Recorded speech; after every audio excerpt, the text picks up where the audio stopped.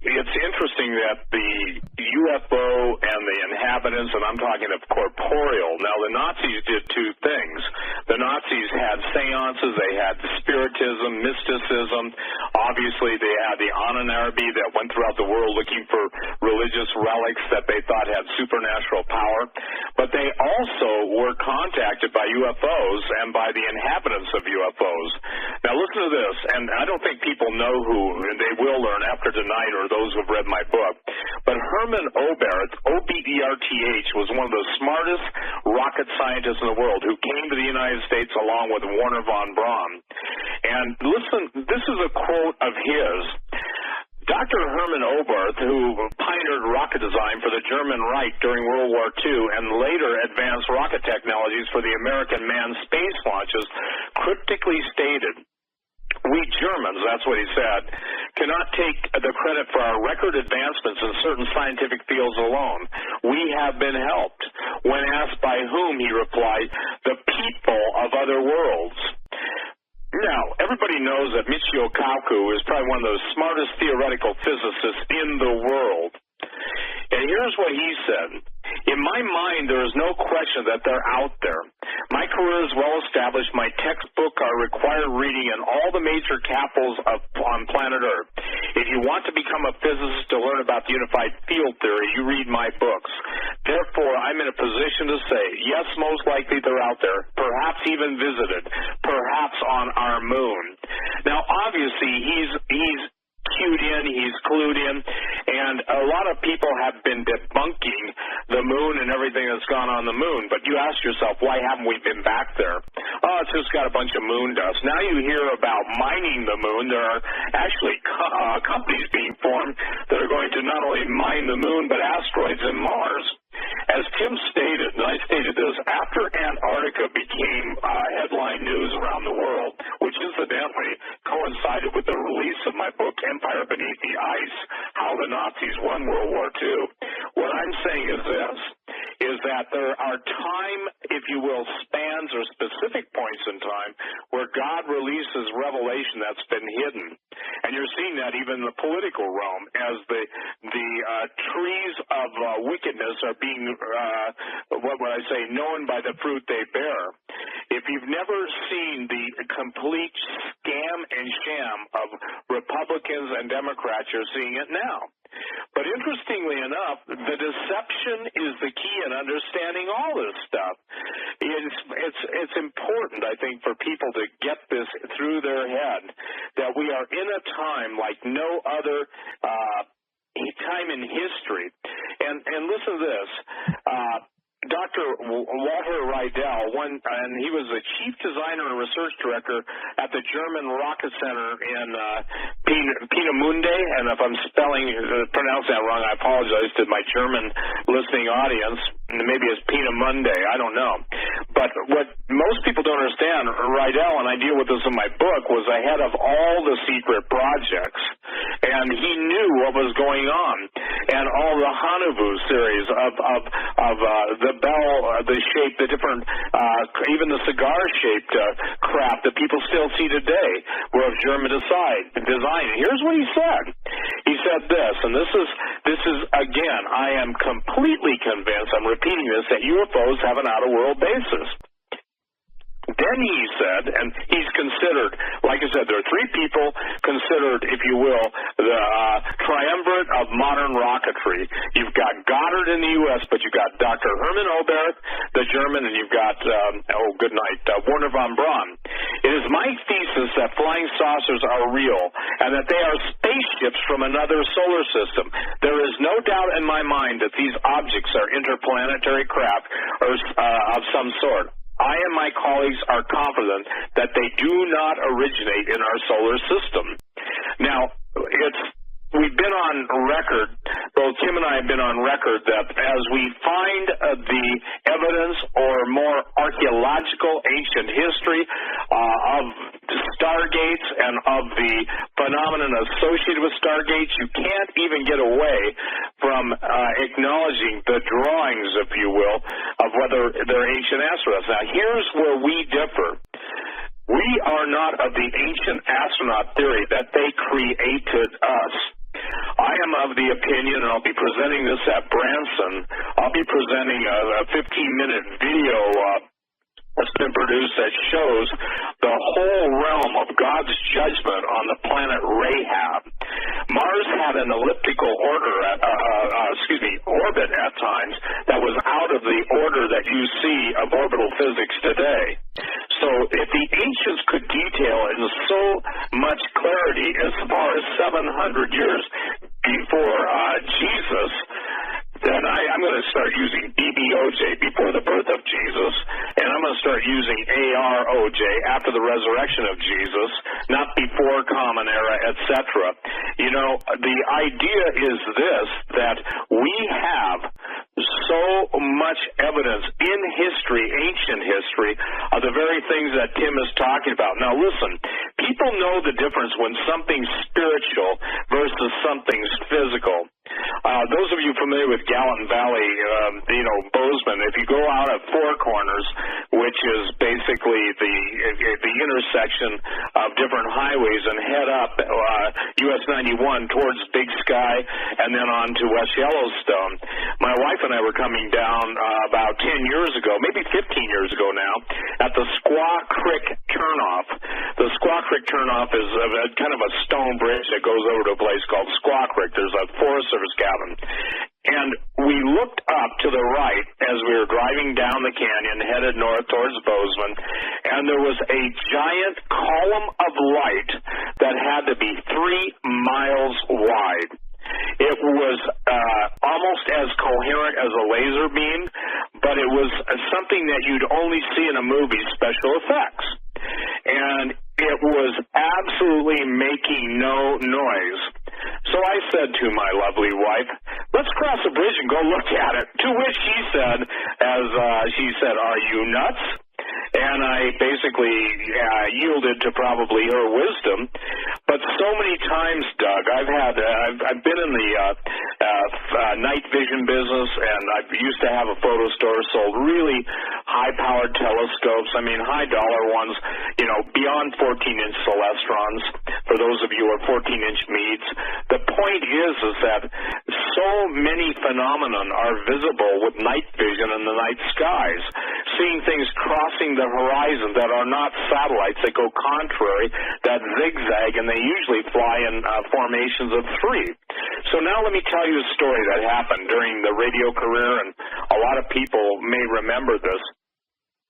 I was about to bring on, and I won't name him, a very well-placed special operations general who basically has got magic and cosmic clearance, and he's the guy that decides who gets it.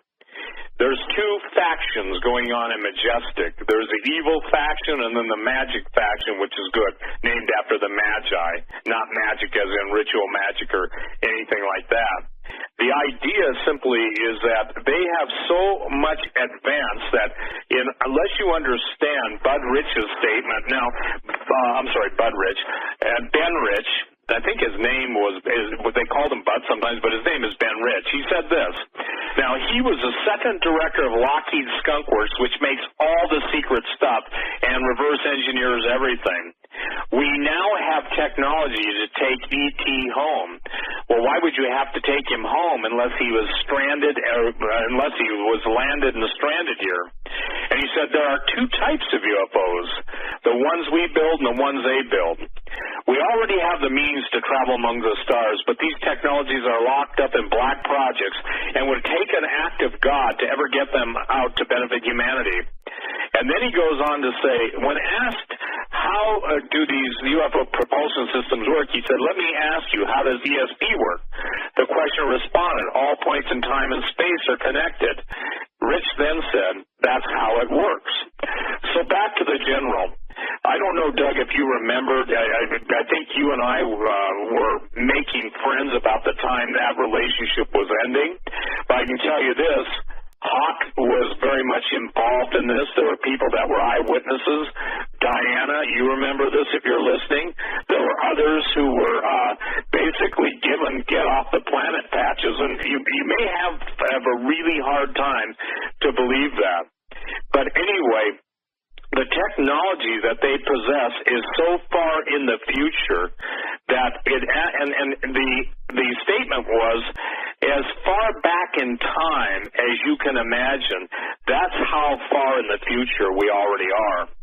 So the Saturn space program, the space shuttle, all the stuff you see as the visible representation of the National Aeronautics Space Administration, or as some people call it more correctly, never a straight answer.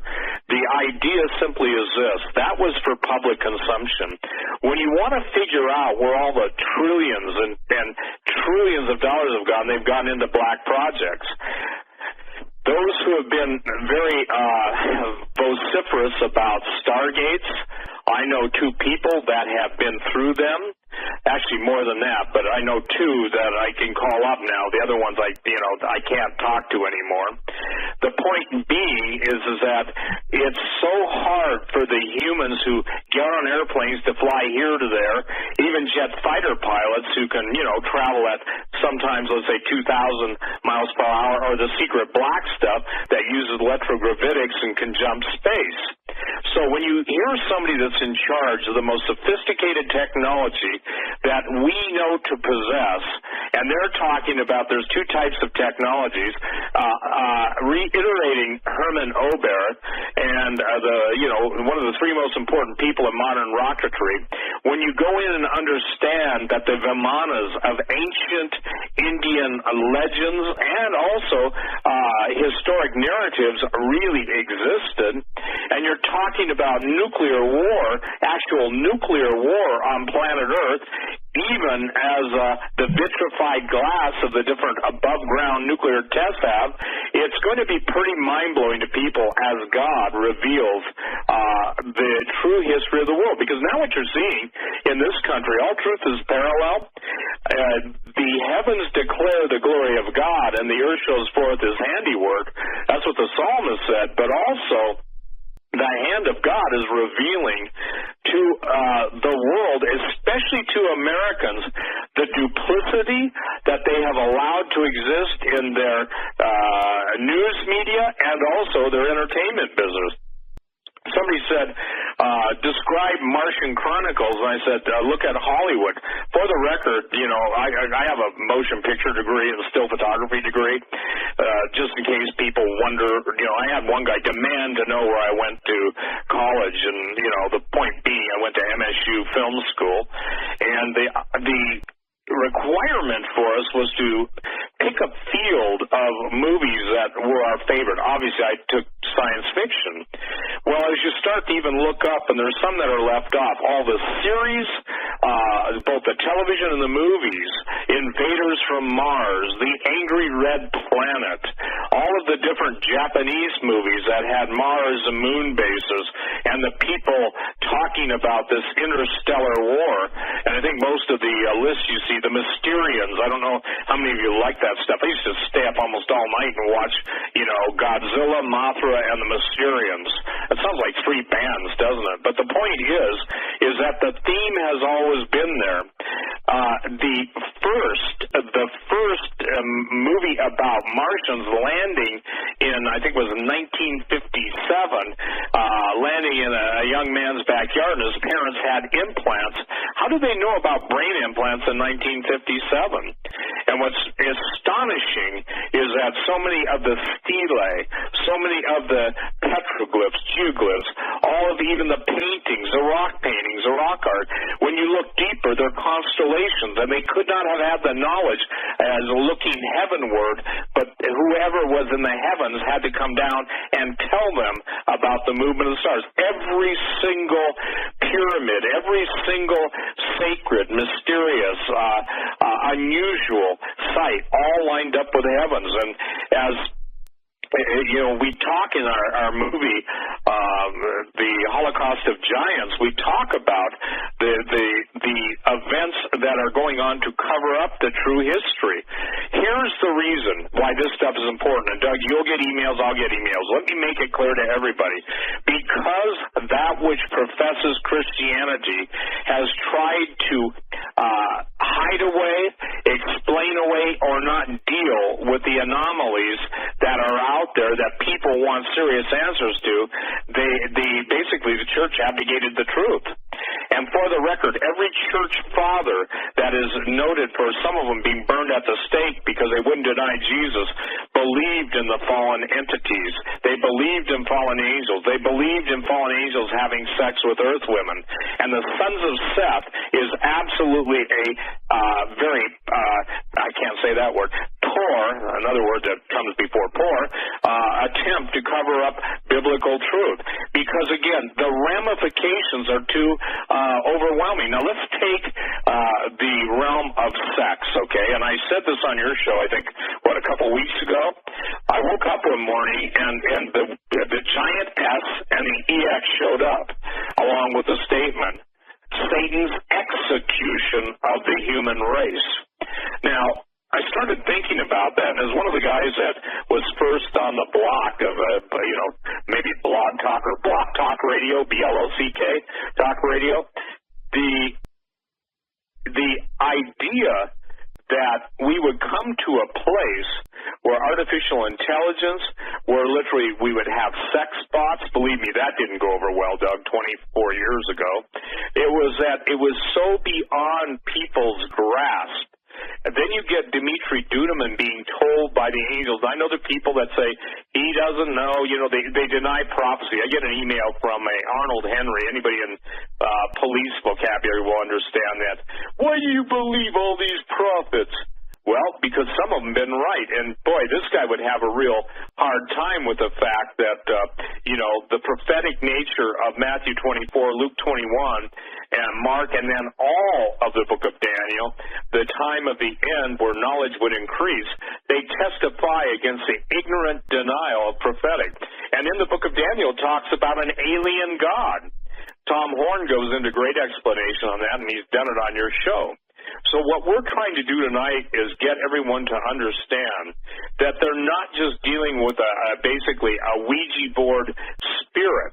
I can tell you this, in doing the research for my book, Empire Beneath the Ice, literal entities were ectoplasmic birth out of a woman who was a psychic, and the ectoplasmic entities that were birthed just in the same place normal babies come from, was giving advanced physics, advanced knowledge to the occultists who were conjuring this thing up and bringing it forth. I find it interesting that because God originally gave man dominion over the earth and man forfeited that dominion, now Satan and those who served him were willing to take the dominion, and the Christians go, what's dominion?